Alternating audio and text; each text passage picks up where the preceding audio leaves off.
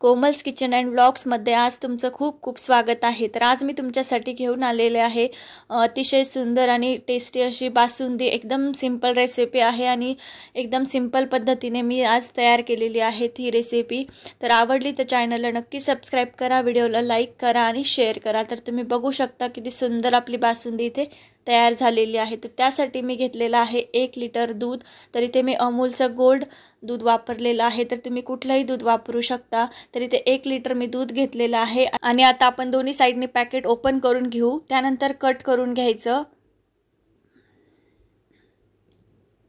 तर बघा इथे मी कट करून घेत आहे। त्यानंतर आपल्याला घ्यायची आहे एक कढाई। तर कढाई किंवा तुम्ही पातेलं सुद्धा घेऊ शकता, परंतु असं खोलगट घ्यायचं आहे म्हणजे आपलं दूध जेव्हा उकळी फुटेल तर वरती जाणार नाही। त्यानंतर आपण आता सर्व दूध इथे काढून घेऊ।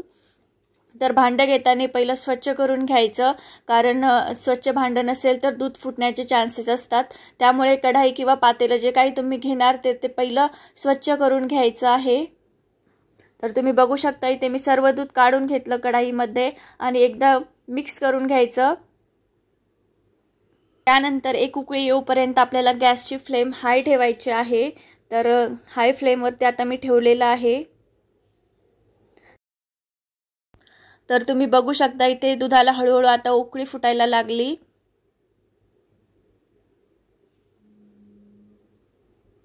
तर बघा इथे मस्त आपल्या दुधावरती साय आली, तर ती एकदा आपण मिक्स करून घेऊ। तर बघा दुधावरती साय आल्यानंतर मिक्स करताना एकदम हलक्या हाताने तुम्हाला मिक्स करायचं। असं केल्याने दूध लवकर घट्ट होऊन जातं। त्यानंतर गॅसची फ्लेम लो ठेवायची आहे आणि आता आपण हे 10 ते 15 मिनिटासाठी आपण आता असंच हे लो फ्लेमवरती छान उकळून घेऊ। त्यानंतर आपल्याला जे साहित्य लागणार आहे बासुंदीसाठी तर ते बघू। तर बघा इथे 9 ते 10 मी इथे बदाम घेतलेले आहे, त्यानंतर चारोळी घेतलेली आहे, त्यानंतर मी इथे पिस्ता पण वापरलेला आहे आणि हे आपले आहेत काजू। तर इथे मी आता सर्व बारीक कट करून घेणार आहे। तर सगळ्यात पहिले इथे मी बदाम कट करून घेणार आहे।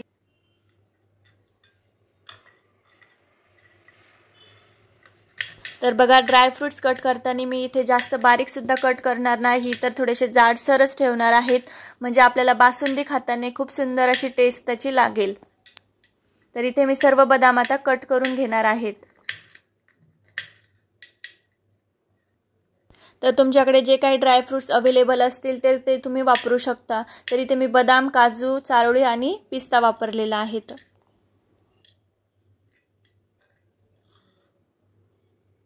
तर आता मी सर्व बदाम बारीक कट करून घेणार आहे। त्यानंतर बघू शकता इथे सर्व बदाम माझे बारीक कट करून झालेले आहेत।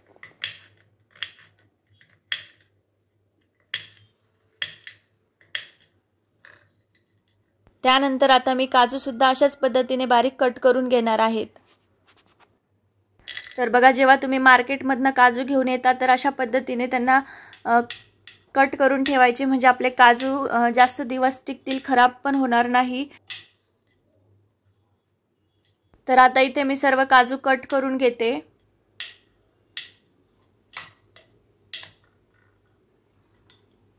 तर बघा इथे माझे सर्व काजू इथे कट करून झालेले आहेत। त्यानंतर मी घेणार आहे पिस्ता।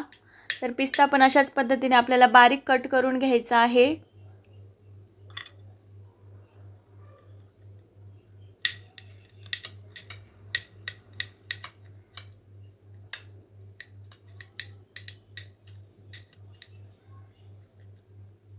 तर बघा इथे माझे सर्व पिस्ता पण कट करून झालेले आहेत।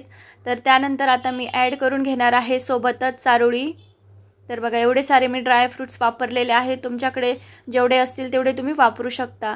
त्यानंतर आपल्याला लागणार आहे बासुंदीसाठी साखर। तर इथे मी अर्धी वाटी साखर घेतलेली आहे।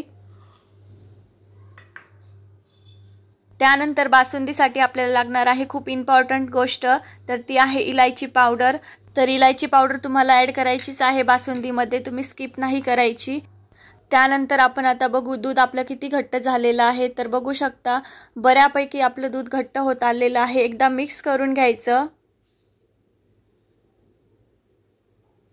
एकदम हलक्या हाताने मिक्स करून घ्यायचं। तर बघू शकता इथे मी सर्व साय आपली आलेली होती ती मिक्स करून घेतली।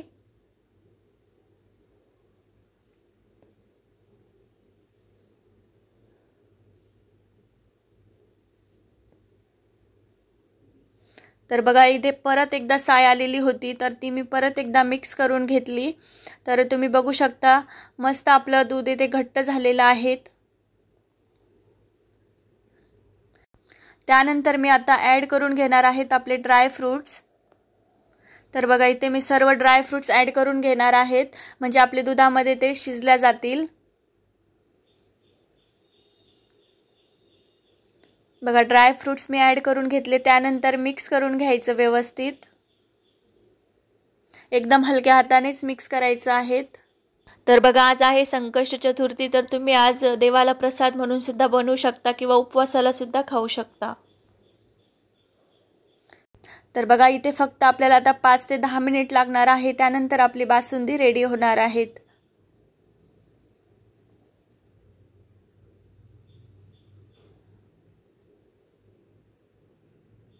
तर बघा एकदम सिंपल पद्धतीने आज मी बासुंदी तुम्हाला तयार करून दाखवणार आहे. तर दाखवल्यानंतर तर तुम्ही बघणारच की किती सुंदर आपली इथे बासुंदी आज रेडी होणार आहेत.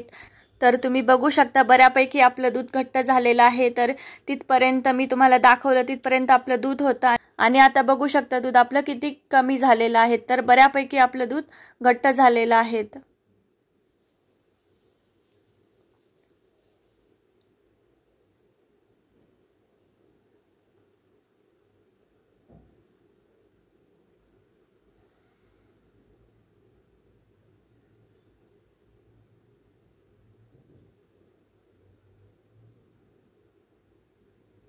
तर परत एकदा आपण आता मिक्स करून घेऊ. त्यानंतर आपल्याला ॲड करायची आहे साखर.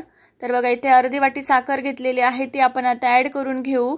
तर साखर ॲड केल्यानंतर परत एकदा व्यवस्थित मिक्स करून घ्यायचं. 2 ते 3 मिनिटासाठी आपण आता साखर वितळण्यासाठी ठेवू. तर बघा इथे आपली बासुंदी आता रेडी झालेली आहे.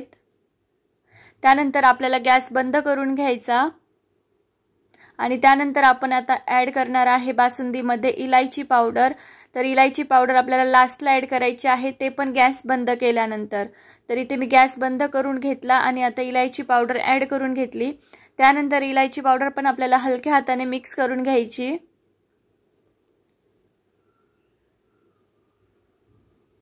तर तुम्ही बघू शकता इथे आपली बासुंदी रेडी झालेली आहेत.